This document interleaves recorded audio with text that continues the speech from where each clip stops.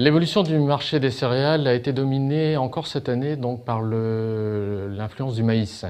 En fait, contrairement à ce que l'on pouvait penser au printemps,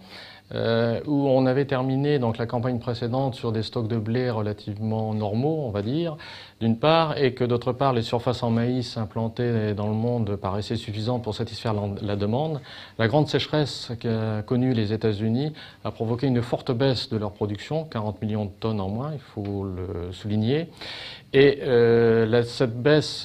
très importante du volume produit de maïs s'est répercutée, comme maintenant cela se pratique généralement, puisque les cours de toutes les céréales sont interconnectés, s'est répercuté donc sur le blé et sur l'ensemble des céréales.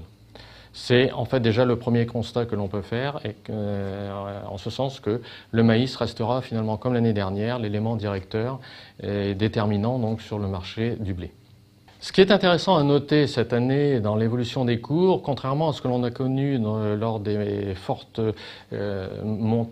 augmentations du prix ces dernières années du blé, c'est que les cours ont monté régulièrement mais assez fortement entre la mi-juin et la mi-juillet. Mais depuis la mi-juillet, en fait, le cours du blé oscille dans une tendance assez régulière, autour d'un prix moyen de 260 € tonne, enfin, c'était la cotation du marché à terme de novembre,